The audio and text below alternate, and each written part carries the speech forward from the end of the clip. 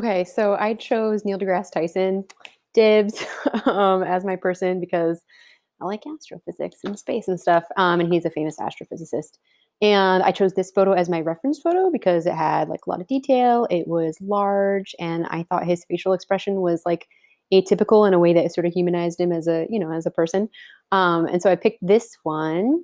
And before I even sketched him, I just wanted to know a little bit more about really who he was. Because I mean, I know some of his work, but I don't know much about his life or her or like the really long list of other things that he has done that I didn't know about.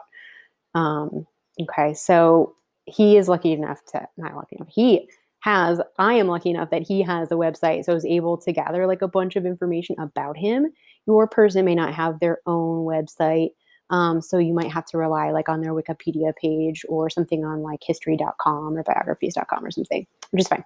And then I noticed that he has an essay that he just put out in June of 2020 during the like the height of the BLM protests, where he talks about like he reflects on the color of his skin in like the field and in his life. And so, and then and then I noticed that someone else had done a portrait of him.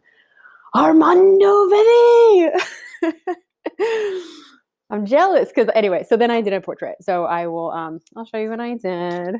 Maybe I can make this bigger. Nope, I can put it in the middle though. So first I did a blind portrait, completely blind, where I just looked at the photo of him and sketched it without looking at my paper.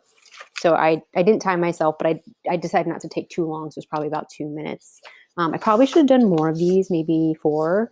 But then I just decided, because I'm a little short on time, to move straight to the semi-blind portrait. So did like some rough outlines, some of the lines I have erased already, of just like just stark lines and structure and proportions. And then I went back and did a little bit more detail. Erase some things here or there, not perfect.